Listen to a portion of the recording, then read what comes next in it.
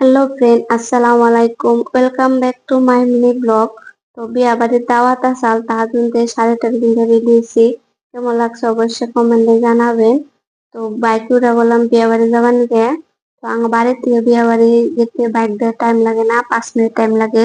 তো ফাইনালি বিয়া বাড়ি পাইলাম। বিয়া বাড়ির গেট আর আমার সাথে একবারে মিলে গেছে কালারে।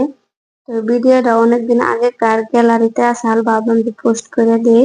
তো আমি আগে আগে যেতেছি বিয়ে বাড়ি নিয়ে। তো দেন আইডি একটা মানুষও নাই, মানে বহা যায় বহায় না স্টেজে, তাহলে মানুষ নাই। বললাম ভালো হইলো কিছু ফটো টটো উঠানো, মানুষ থাকে সরম করে ফটো উঠতে। তো ফটো টটো উঠে খাওয়ার প্যান্ডেলে গেলাম গা খাবার নিয়ে। তো খাইয়ে দিয়ে আমার তো অনেক গরম লাগছাল। আর দিয়ে আমি ড্রেস বলতে অন্য একটা ড্রেস কিনছি।